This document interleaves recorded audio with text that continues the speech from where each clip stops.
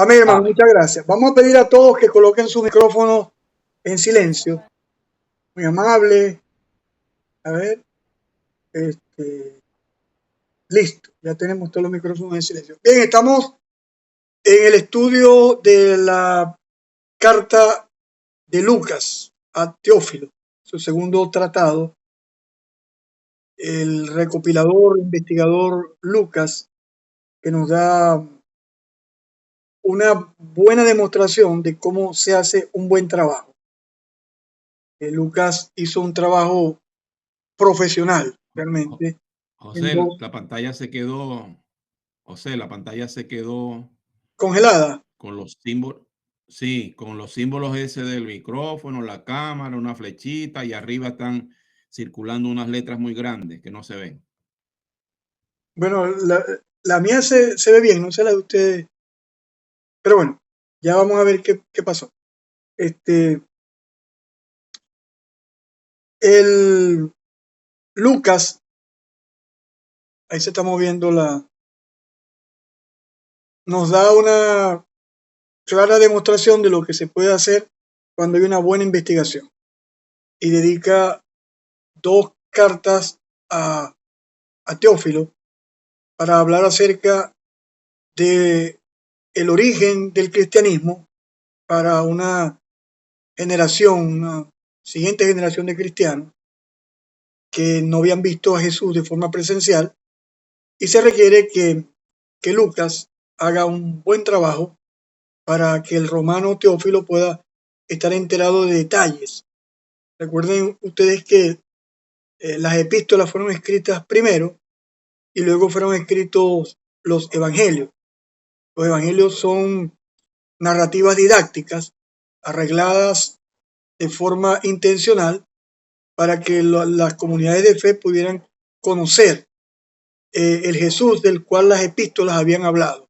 Las epístolas detallan la argumentación acerca del hecho de la salvación y de Jesucristo, y era necesario para que esas comunidades de fe tuvieran datos, detalles, correcto. Y uno de los hombres que fue utilizado en esa época fue Juan Marcos. Juan Marcos era un juperetes, un siervo que tenía la capacidad tanto de aportar conocimiento tanto a Pablo como a Pedro. Juan Marcos fue un hombre muy útil. De hecho, Pablo, al final de su ministerio, dice: tráiganme a Juan Marcos, el cual me puede ser útil para el trabajo después de la disputa que tuvo, que por cierto, esa disputa la detalla el libro de los Hechos. Entonces, en el libro de los hechos de los apóstoles, los hechos del Espíritu Santo por medio de los apóstoles, yo prefiero llamarlo libro de los hechos, para estar en estas complicaciones y diatribas semánticas al respecto. Lo cierto es que el libro de los Hechos está dividido en dos grandes secciones. La parte del ministerio de Pedro, donde Pedro, Kefas, Simón, el apóstol Pedro es el protagonista de la predicación, del desarrollo de la iglesia. Y luego hay una transición desde la muerte de Esteban. Ya en la narrativa de la muerte de Esteban hay una transición que obviamente el autor de la carta quiere hacernos saber.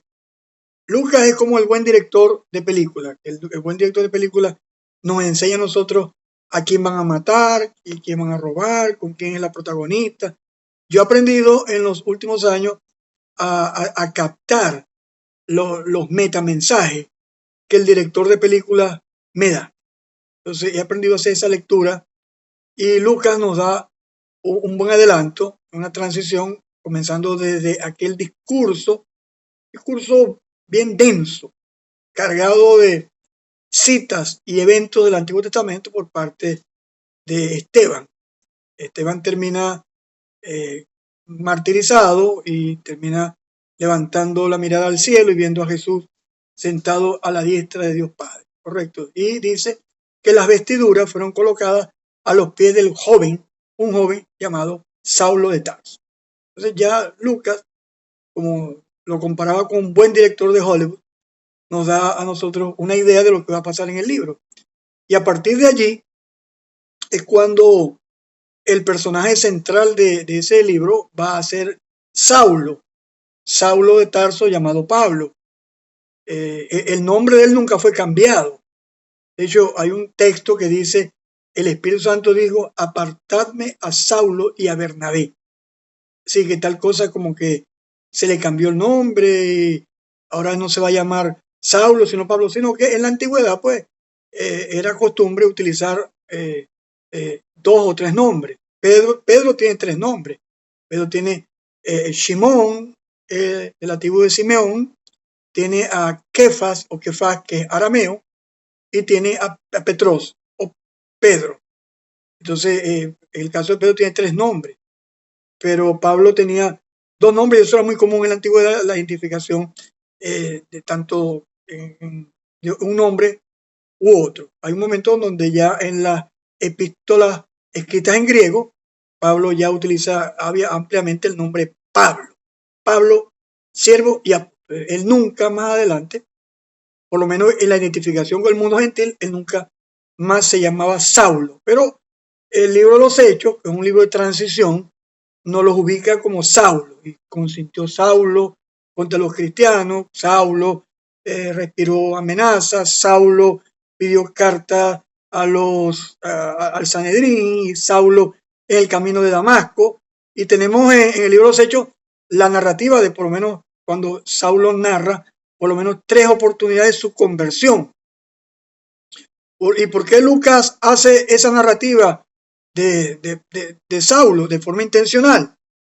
Correcto. Debe recordar que la inspiración de la escritura no es una inspiración mecánica, es una inspiración plena, es una inspiración dinámica, donde el Espíritu Santo guiaba a los escritores para escribir con veracidad lo que hoy tenemos, por lo menos en los documentos autógrafos o los manuscritos. Pero en el caso de Lucas hace un arreglo de su narrativa, porque ese evento de la conversión de Saulo es muy importante, y sobre todo muy importante para las comunidades cristianas de la época, que las comunidades cristianas sepan que aquel que en otra hora era el perseguidor de la iglesia, hoy se convierte pues en el principal representante o el paladín de lo que se estaba conformando como el movimiento que fue llamado cristianismo, conocido como el Camino, conocido como la secta de los nazarenos. En fin, el libro de los Hechos, incluso en este acto, nos da una transición. Y lo otro que hace el libro de los Hechos es una transición entre el bautismo de Juan. No sé si el doctor Cornelio trató estas cosas en el manual, no sé. Pero a la verdad no he revisado todavía el capítulo 6 en adelante. Pero bueno, estamos haciendo aporte desde el conocimiento que tenemos del libro. El libro de los Hechos hace esa transición en cuanto al bautismo de Juan.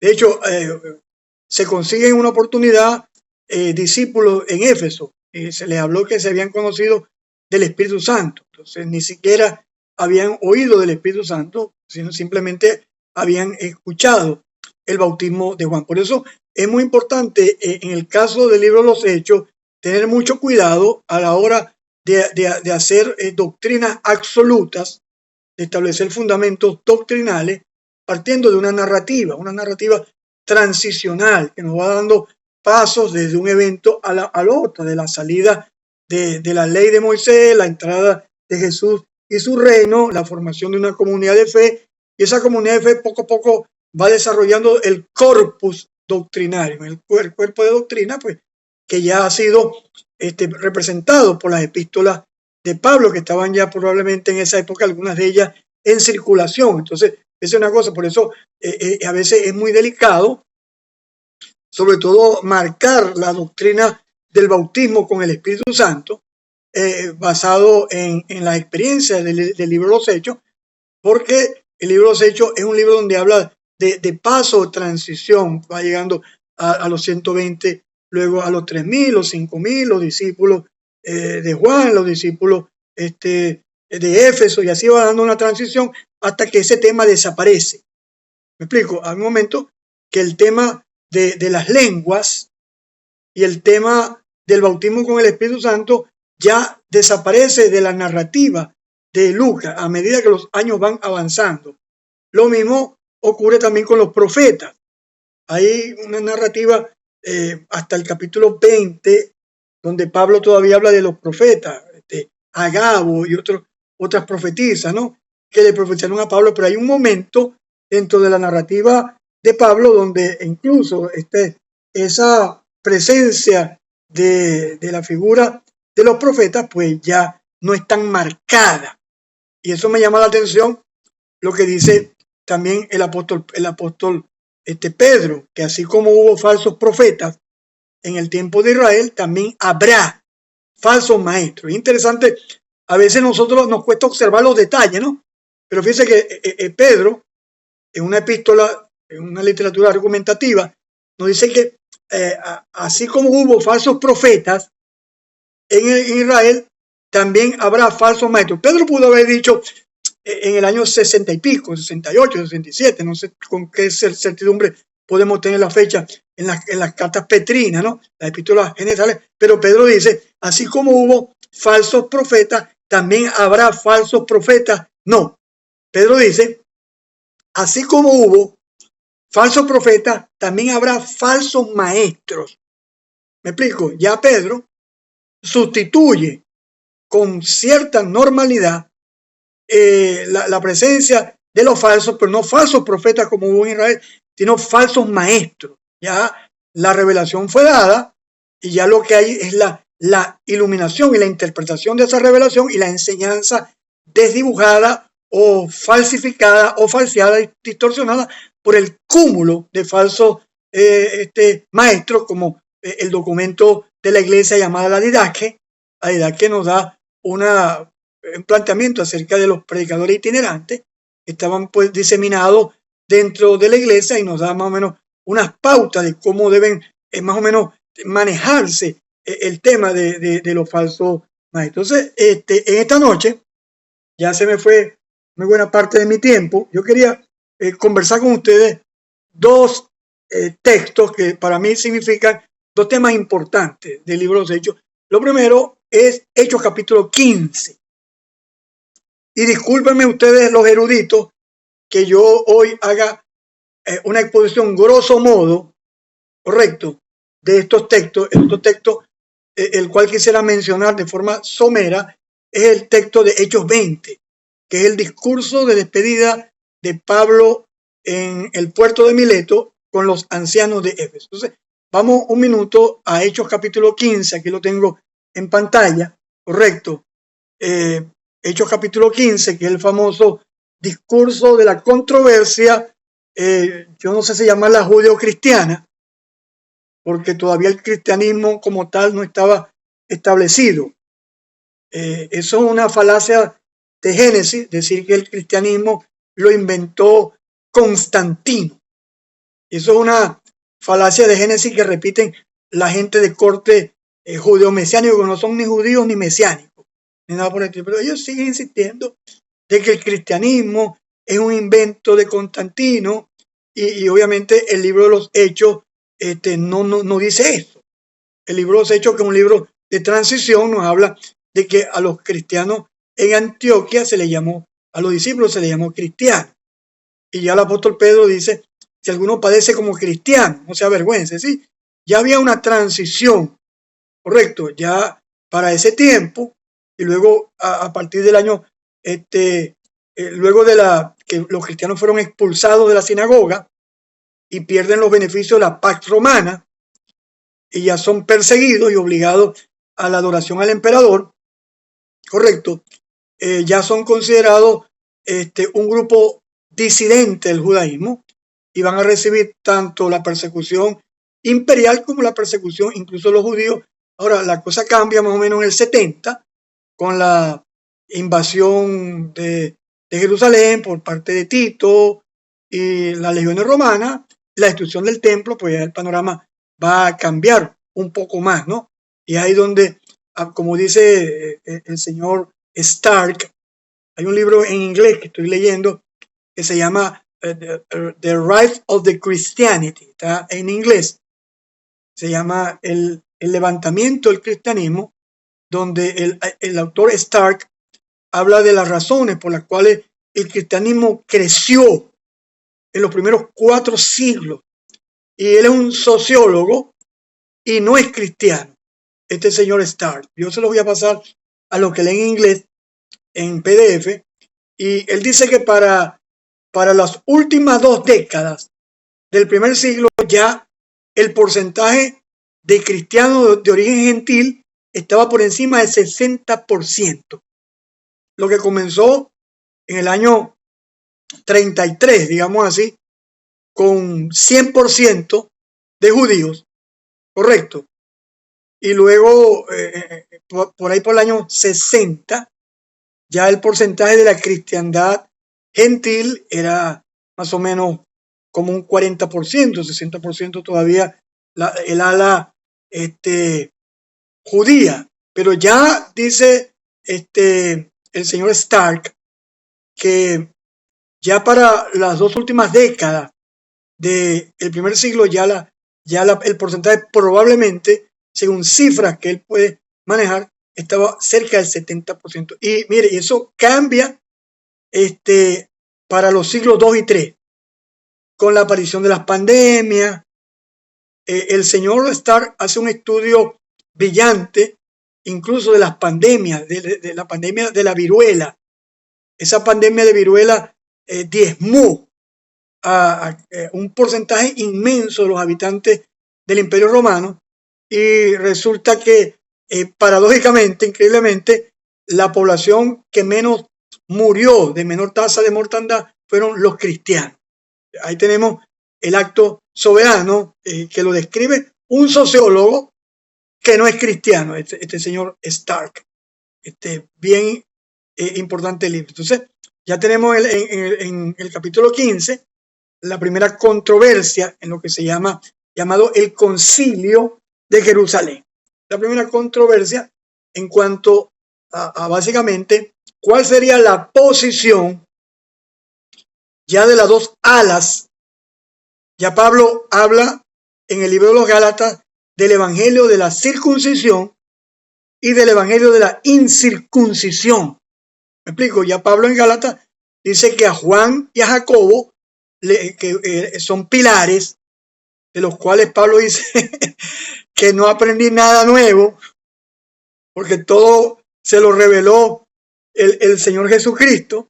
Sin embargo, Pablo dice que a ellos están trabajando en el evangelio de la circuncisión, mientras era Juan, Jacobo y Pedro, mientras a Pablo y su equipo apostólico estaban trabajando en el evangelio de la incircuncisión.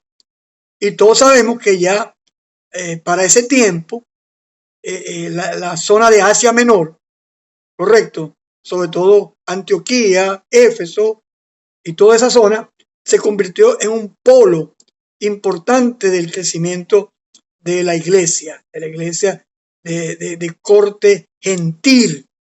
Y tal fue esa preponderancia de la iglesia de corte gentil, porque las cartas del Nuevo Testamento, incluyendo los fragmentos, creo que se llama el P52, el fragmento más pequeño que tenemos de Juan 8, está escrito en griego, que dista 30, 40 años del último libro escrito, que fue no Apocalipsis, sino el Evangelio de Juan.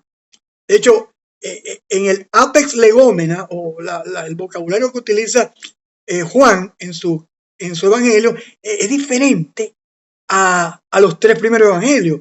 ¿Por qué? Porque ya ese evangelio, el evangelio diferente, está escrito a una siguiente generación de creyentes que ya, yo creo que ni siquiera esa generación manejaba el arameo, o mucho menos el hebreo. Era gente de corte gentil que hablaba griego. Por eso Pablo, en vez de utilizar el menra en arameo y tampoco utilizar la Torá, utiliza la palabra logos, que es un término que tiene un trasfondo profundo en lo que tiene que ver con la filosofía griega. Yo estaba revisando en estos días el comentario de Lotte Cohen y otros de Editorial Sígueme, y él dedica una cantidad de versículos y de exposición en cuanto a la literatura griega, correcto, en cuanto al término logos. Hay que pasar 3-4 días, sobre todo leyendo los pies de página, tantas citas que hace esta gente, estos eruditos alemanes, pues, que desgraciadamente Alemania, por su liberalismo teológico, pues perdió esa primacía de estar punteando lo que es el mundo de la teología. Entonces, el caso de Hechos capítulo 15 nos habla de esa diatriba en cuanto a la circuncisión, y Hechos comienza narrando acerca de que a algunos que venían de Judea enseñaban a los hermanos, están los maestros, ¿no? Si no circuncidáis conforme al rito de Moisés, no podéis ser salvos.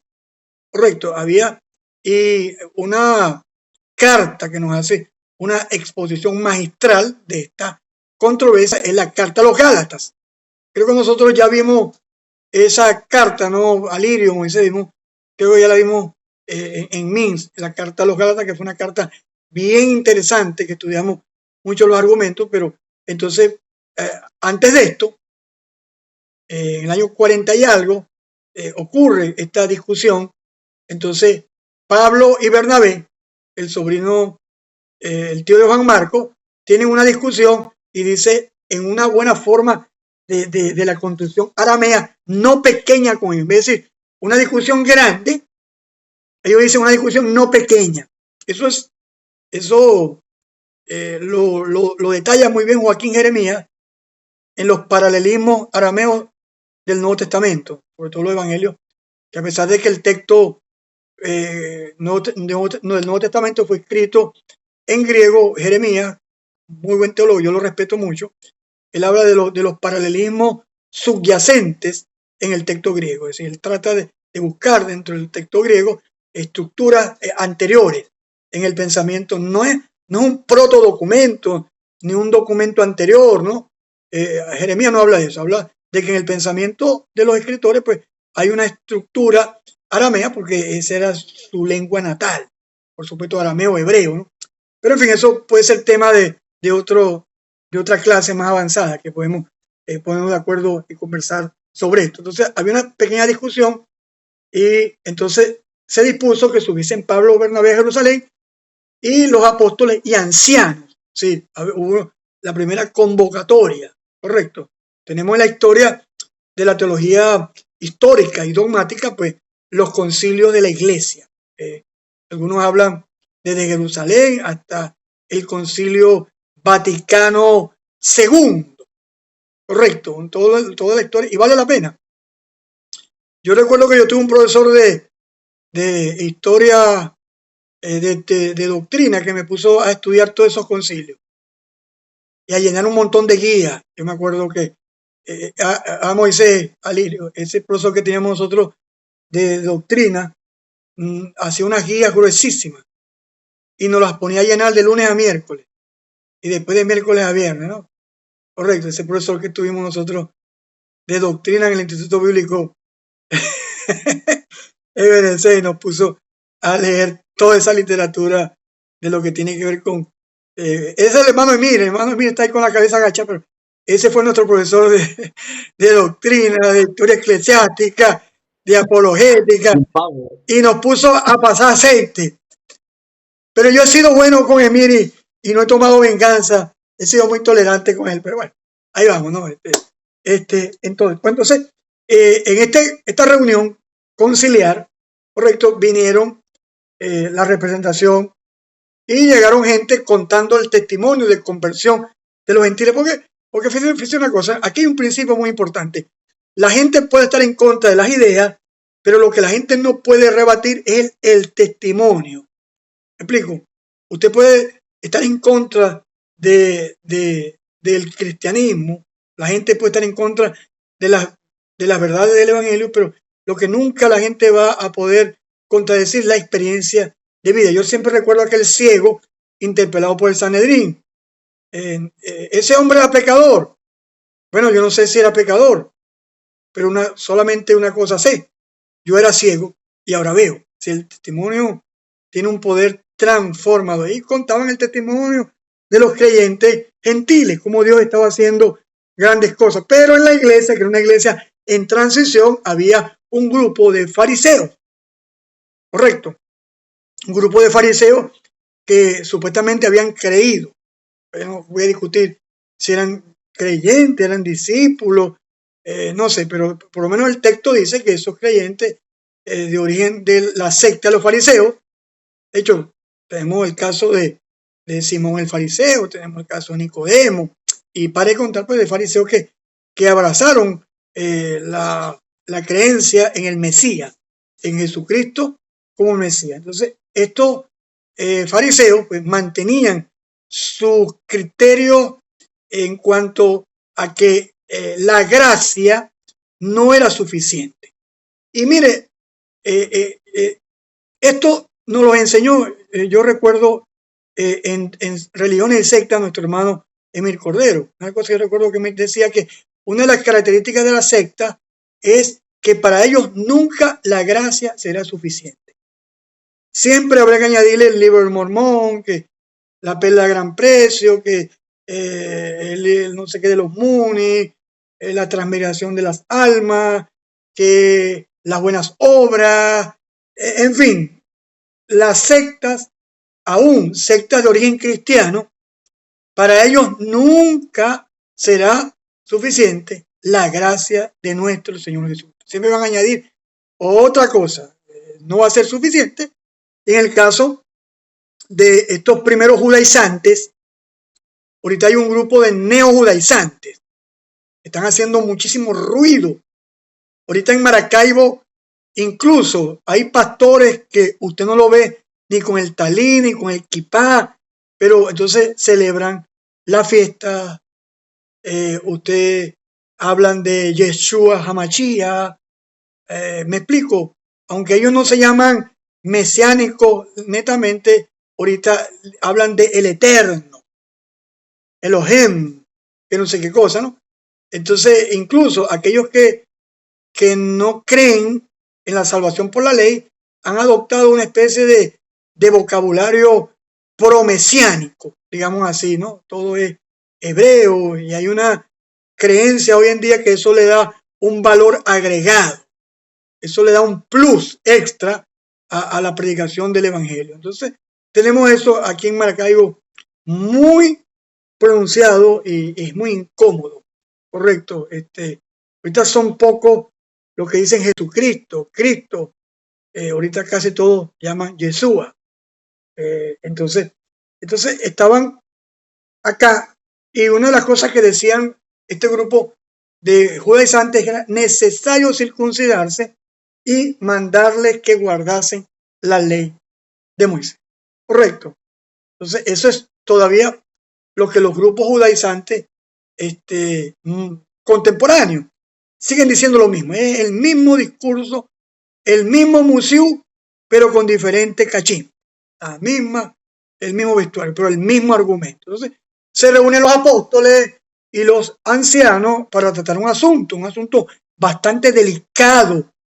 En este asunto estaba pues en juego el crecimiento, el desarrollo del ala gentil. Porque por Gálatas sabemos que el ala de la circuncisión mantenía este tipo de criterios y Pablo se lo denuncia con avidez, con fiereza a Pedro acerca de la hipocresía que tenía aún llevando a otros. Pedro se abstenía de comer cuando llegaban los de la circuncisión, pero cuando estaban, ellos pues participaban con los gentiles. Entonces Pablo lo critica duramente en cuanto a esa hipocresía de tener dos caras. Entonces eso habla de que Jacobo, Juan y Pedro, pues en aquella ala de la iglesia, pues mantenían todas estas costumbres y rituales, pero se hizo necesario dilucidar este caso y lo hacen en frente, pues, de una gran convocatoria que se tuvo en cuanto a resolver este asunto que era de vital importancia para el avance. Había que poner las cosas en su sitio. Hubo mucha discusión. Entonces, hay dos participaciones en este concilio, en la narrativa de Lucas. ¿Sí? Obviamente Lucas no nos va a dar todos los detalles. Lucas nos da dos discursos. Uno corto, que es el discurso introductorio de Pedro, y luego nos da el siguiente discurso, que es el discurso de Jacobo, llamado también Santiago. Entonces, Pedro dice lo siguiente. Pedro tomó la palabra, comienza su discurso a partir del versículo número 7. Varones hermanos, vosotros sabéis cómo ya hace algún tiempo que Dios escogió que los gentiles oyesen por mi boca la palabra del evangelio y creyesen. Los judíos sabían que esto estaba descrito en la ley de Moisés, especialmente en el profeta Isaías, que los gentiles, en Abraham, todo esto, ya había toda una fundamentación de teología antecedente en cuanto a que los gentiles creyesen en el Dios verdadero. Entonces, lo que no se decía con exactitud era cómo sería eso, ¿correcto? Y qué era lo que los gentiles debían creer. Ahí es donde estaba la discusión.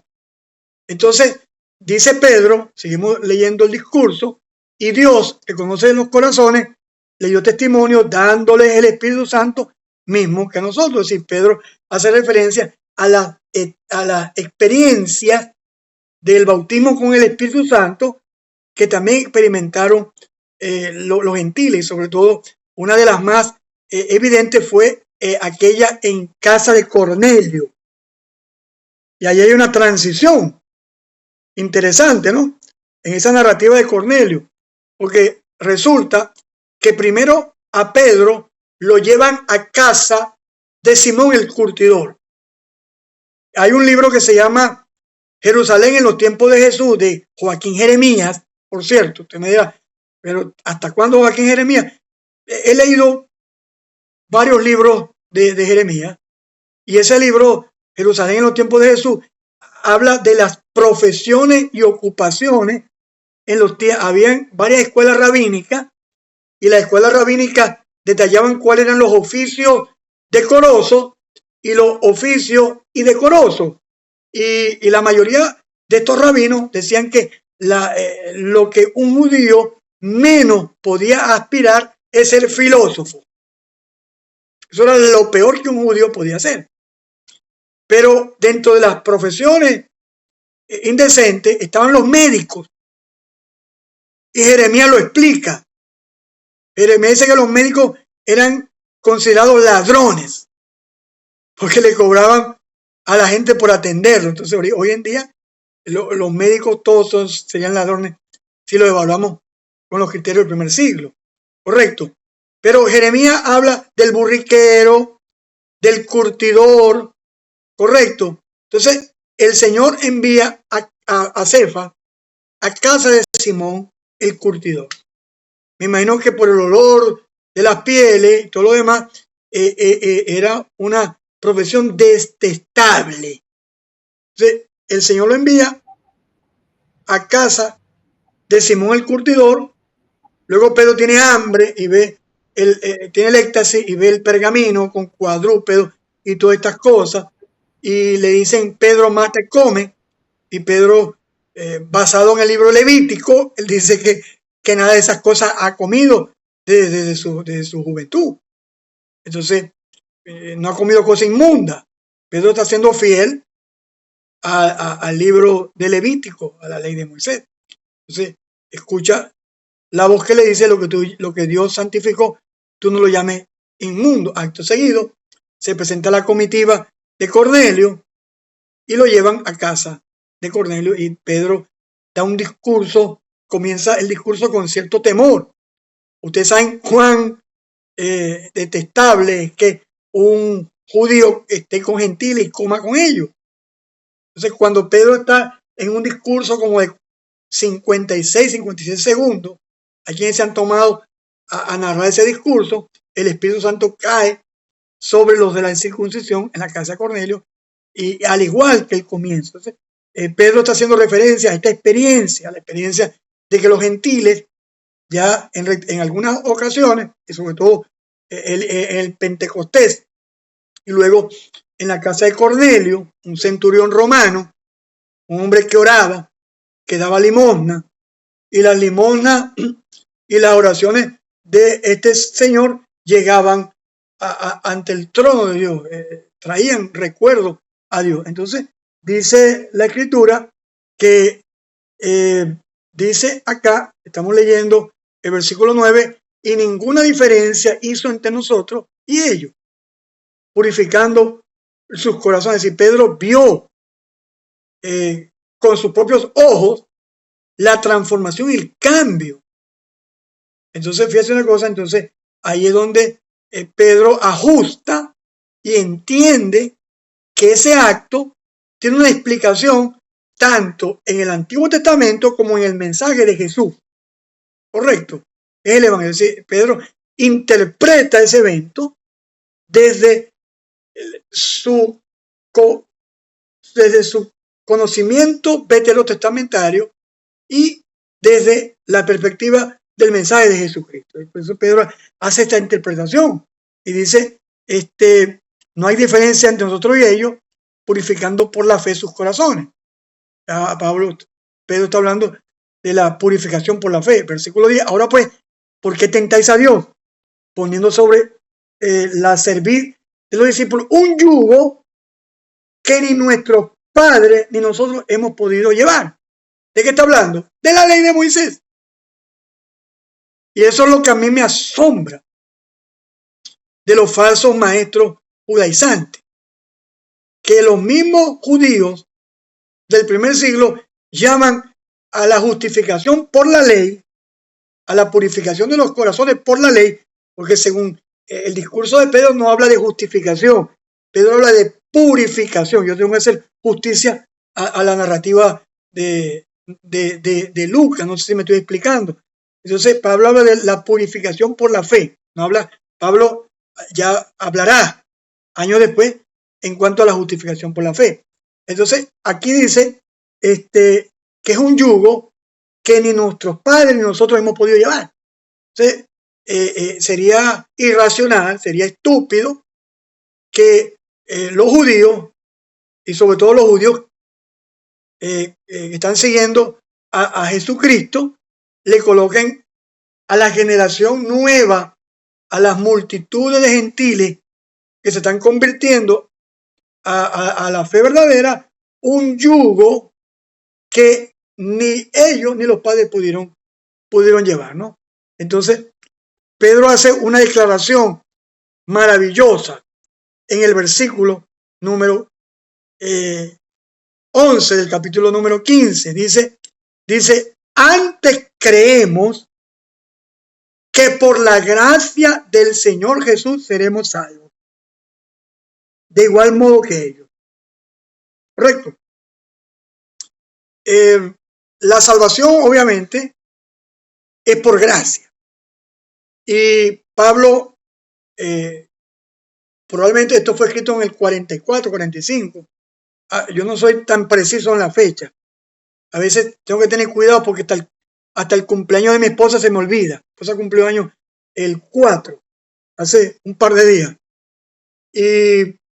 Pero no soy muy bueno con fechas y datos específicos, ¿no? Incluso a mí me cuesta a veces hacer citas, ¿no? Que Juan 3, 17 dice que Apocalipsis, hay gente que yo me quedo admirado de la memoria que tienen para hacer la cita y el contenido. Yo no. Yo lo más que puedo decir, dice la Biblia, y hago una cita más o menos aproximada de lo que el versículo. He tenido todo ese tiempo, todo lo que sí puedo hacer con mayor precisión son citas a los autores que leo. Eso sí, el Señor me ha permitido citar libros y libros y libros y libros que he leído durante muchos años. Bueno, entonces Pedro dice, antes creemos, que aquí hace una contraposición, que por la gracia del Señor Jesucristo seremos salvos. Correcto. La salvación por la gracia. Ya aquí Pedro nos adelanta la sola gracia. Es decir, la sola gracia. Correcto. Eso es otro tema que vamos a hablar más adelante. Sobre las solas. las olas de la herencia de la reforma protestante europea, sobre todo alemana. Entonces dice, fíjense lo que dice el versículo 11, de igual modo que ellos. Aquí está hablando que tanto judíos como gentiles, y luego Pablo nos va a decir que de los dos pueblos antagónicos hizo una nueva humanidad, un nuevo hombre. Correcto. Ya Pablo no dice que el pueblo de Dios es Israel o que el pueblo de Dios es solamente los gentiles que se están convirtiendo a la fe verdadera, sino que ambos enemigos antagónicos de los dos, eliminando la pared intermedia, hablando de ese muro que separaba el atrio de los gentiles, y hablando del acta de decreto, clavándola en el madero, de los dos hizo una nueva humanidad. Por eso el autor anabautista, Juan Driver, dice que el pueblo de Dios es la iglesia. La iglesia es el nuevo hombre formado por judíos y gentiles, basado en el señorío de Jesucristo. ¿Correcto? Eso es lo que dice Driver en el libro Pueblo a la imagen de Dios, una perspectiva bíblica de Ediciones Claras. Sígueme, Bogotá.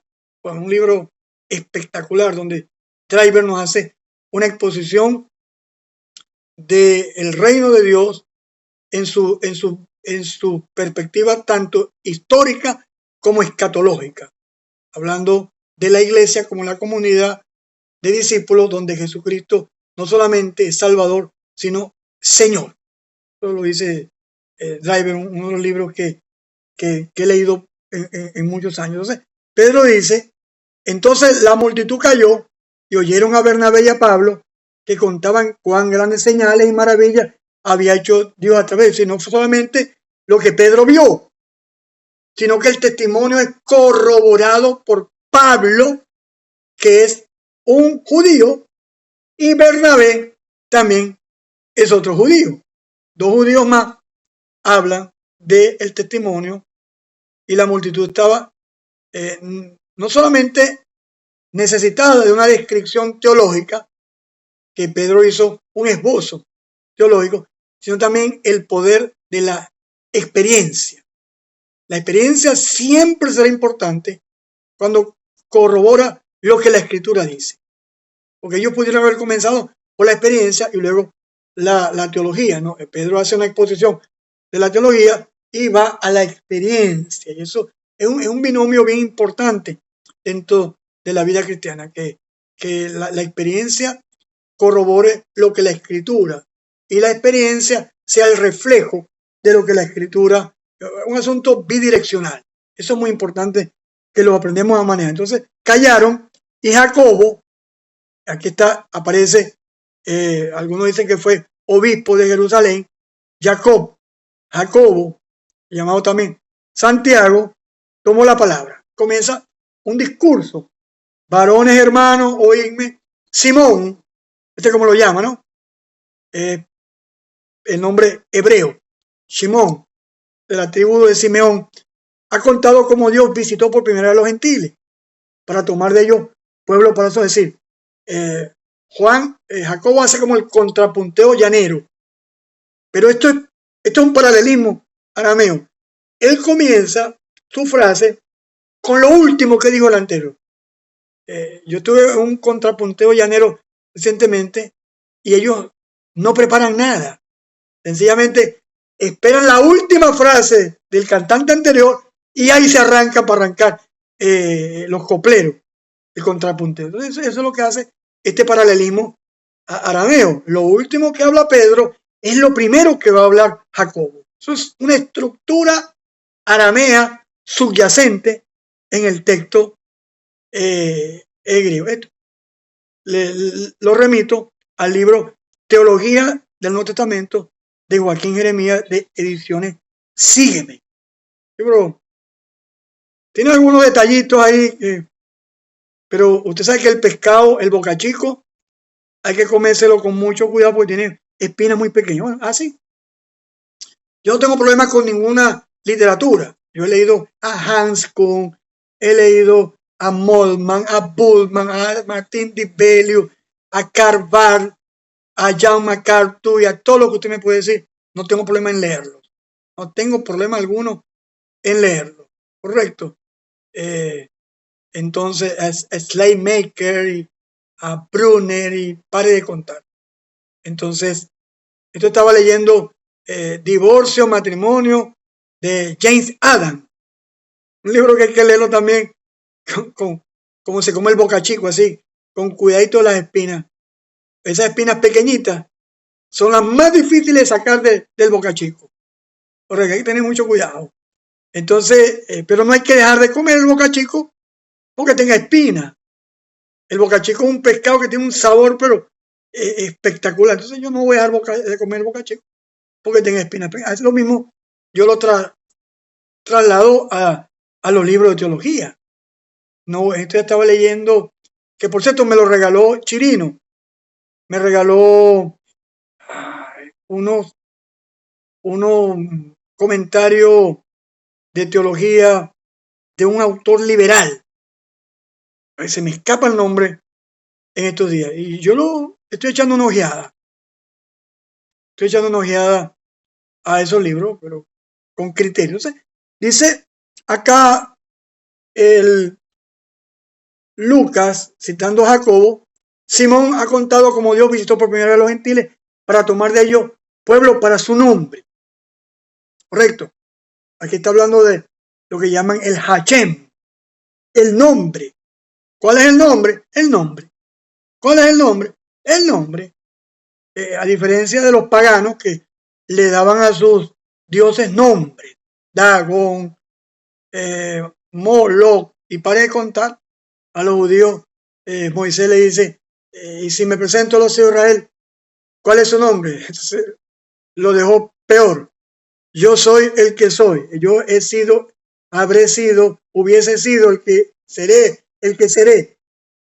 Famoso la forma tan profunda del nombre sagrado. Entonces, y con esto concuerdan los profetas. Entonces, Jacobo pasa de la experiencia y en la experiencia hace una construcción teológica. Y con esto concuerdan las palabras de los profetas.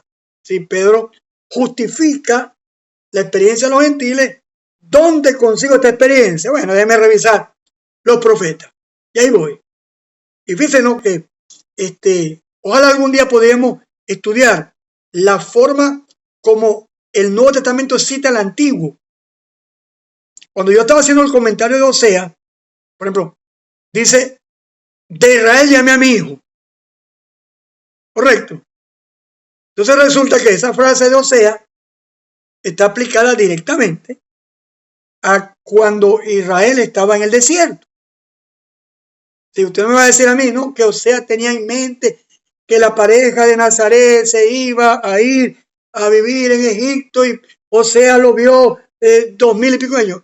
Bueno, yo a la verdad, aunque creo en la inspiración plena de la escritura, yo por ese camino no voy. Yo prefiero creer que en el acomodo de la cita, el escritor del Nuevo Testamento hace una justificación teológica utilizando ese texto. Y cuando regresaron de Egipto, entonces dice, ¿a dónde busco yo esto en el Antiguo Testamento? Me acuerdo que Osea dijo, de ráyame a mi hijo. Correcto. Es como el Emmanuel de Isaías. El uso de los términos que hace Isaías, el uso de los términos que hace el Evangelio de Mateo. Pero ojalá pudiéramos algún día discutir sobre estos temas que son bien interesantes. Entonces dice, después de esto volveré y reedificaré el tabernáculo de David, que está caído, repararé su ruina y lo volví a levantar para que el resto de los hombres busque al Señor y todos los gentiles sobre los cuales el nombre es invocado mi nombre. Dice el Señor que hace conocer esto desde los tiempos antiguos. O sea, una mezcla de textos del Antiguo Testamento para justificar el hecho de que los gentiles, porque Jacobo necesita demostrarle a la asamblea, en su mayoría de corte judío, desde el punto de vista teológico, dónde se justifica esa experiencia que está ocurriendo. No va a decir, bueno, aquí pasó porque el Espíritu Santo tocó y hablaron en lengua, ok, está bien, eso está bien, esa experiencia, pero ¿dónde dice el Antiguo Testamento? ¿Cómo justifico yo? Correcto. No está hablando a muchachitos que chupan el dedo, tiene a fariseos, tiene Jacobo y Juan, tiene los ancianos. Entonces Jacobo también tiene que hacer, igual que Pedro, una justificación de peso en cuanto al Antiguo Testamento, y Lucas lo recoge magistralmente. No sabemos si es todo el discurso, porque fue lo que Lucas recogió, y entendemos que es lo que nosotros necesitamos saber en cuanto a esto. Entonces, por lo cual, Jacobo sale del Antiguo Testamento, habla de la experiencia, la justifica teológicamente, con la teología antecedente del Antiguo Testamento, y luego Lucas cita cómo Jacobo dice, da su conclusión.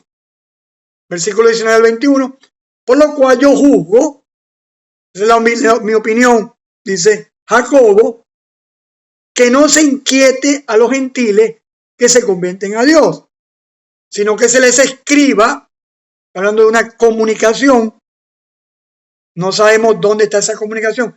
No sé si será el libro de los Hechos, otras cartas, tantas cartas que circularon, cartas que no fueron canónicas, en fin. Sino que se les escriba que se aparten de la contaminación de los ídolos, del ahogado y de la sangre. Es decir, no una reglamentación. Ahorita hay una discusión sobre la ley moral, la ley ceremonial, que si el Shabbat, el sábado, es un estatuto perpetuo, si nosotros tenemos que cumplir el cuarto mandamiento, porque si cumplimos los otros, tal, que porque no, es una discusión de la cual yo no quiero perder mi tiempo en estos momentos. Tengo cosas más importantes que caer a gastar saliva por el zamuro. Claro, en la posición donde Jacobo deja muy claro que a los creyentes que se convierten al Señor no hay que imponerle el yugo, como dice Pedro, que ni nosotros ni nuestros padres, dice Pedro, pudimos llegar. Pedro dice que no se inquiete a los gentiles, que los gentiles se están convirtiendo. Y Pablo y Bernabé llegaron con noticias, un informe maravilloso de las cosas poderosas que Dios estaba haciendo en el ala de mayor crecimiento. Voy a tratar de buscar a Stark, The Rise of the Christianity, para que usted también le eche una lectura a ese libro, interesante. Entonces, el versículo 22 dice, pareció bien a los apóstoles, a los ancianos, con toda la iglesia, elegir de entre ellos varones y enviarlos a Antioquía con Pablo y Bernabé, de los ancianos, apóstoles, ancianos, todo un cuerpo colegial, por así decirlo, para llevar la comunicación de un asunto tan serio. Y créame, de este asunto, de aclarar este asunto, esta aclaratoria, esta postura oficial, hizo que el ala gentil pudiera crecer. Ya Stark, en el libro de Wright, sería el levantamiento del cristianismo, dice que ya para el siglo 3, 200 y pico, ya a pesar del virus de viruela, ya el porcentaje de cristianos de origen gentil era impresionante. Y más de allí que a partir del 70, que fueron expulsados los judíos de allí, pues eso también impidió que esa ala pudiera crecer y fortalecerse, ¿no? Yo creo que fue la voluntad de Dios que el cristianismo pudiera avanzar y ser anunciado por toda la humanidad conocida. Entonces, hay algunos detalles aquí que voy a leer para ir terminando. Elegir varones, Pablo, Bernabé, a Judas, que tenía por sobrenombre Barsabás, aquí está, hijo de Sabás, a Silas, aparece el hombre de la comitiva, varones principales entre los hermanos, y escribir por conducto de ellos, los apóstoles, los ancianos, los hermanos, a los gentiles que están en Antioquía, en Siria, en Cilicia, y es decir, todas los principales focos de avivamiento, por así decirlo, del cristianismo incipiente, que estaba teniendo una explosión avasallante en los primeros siglos. Entonces dice, este texto, no sabemos qué se hizo, pero el libro de los Hechos recoge lo que ese texto decía. Nos ha parecido bien, dice acá, por cuanto hemos oído que algunos que han salido nosotros, a los cuales no dimos orden, nos ha inquietado con palabras, perturbando vuestras almas, mandando a circuncidarse y guardar la ley de Moisés. Esa perturbación había que eliminarla. Y Pablo tuvo por necesario escribir otra carta, la carta a los Gálatas, porque creo que la cosa no quedó tan clara, porque ese es el corazón de la secta. Para ellos la gracia no es suficiente. Siempre se requiere el caso de los judaizantes, someter a los creyentes a ser salvos añadiendo la ley de Moisés. Entonces dice, nos ha parecido bien elegir varones, enviarlo a vosotros, nuestro hermano Bernabé y Pablo, hombres que han expuesto sus vidas de testimonio, de peso, por el nombre de Jesucristo. No solamente teólogos, no solamente apóstoles, sino hombres que han estado dispuestos a dar su vida por Jesucristo. Entonces, es muy importante que la gente supiera, porque ha parecido bien al Espíritu Santo y a nosotros. Eso es lo que el texto dice. Pareció bien al Espíritu y a nosotros. Sí, hubo totalmente acuerdo entre la parte espiritual, la parte del Espíritu Santo y la parte de esa colegio, esa colegiatura que se puso de acuerdo para llevar a cabo una conclusión en el beneficio de la iglesia. Aquí lo repiten, no imponeros ninguna carga más que estas cosas necesarias, que abstengáis de los sacrificados a los ídolos, de la sangre, del hogado, de la fornicación, de las cuales cosas si os guardareis, bien haréis. Pasadlo bien. Es decir, shalom. Correcto. Fueron enviados a Antioquía, reunieron la congregación, entregaron la carta, habiendo leído, se regocijaron por la consolación, se libraron de ese peso, que de hecho, si esto no se hace, créame, que hubiese sido difícil que el ala gentil hubiese tenido una expansión tan exponencial y tan sana como lo tuvo. Entonces, Silas se quedó allí, Bernabé, Pablo, en Antioquía, enseñaron la palabra, y luego de esto hubo la separación entre los dos grupos, que luego más adelante, pues, uno se fue por un lado y otro se fue por otro lado, y pues, luego Pablo al final recibe a Juan Marcos como parte de su trabajo apostólico y dice que Juan Marcos es necesario. Entonces, este evento, créanme, que tiene unas dimensiones tremendas cuanto al futuro de la iglesia creciente, la iglesia incipiente, la iglesia apostólica.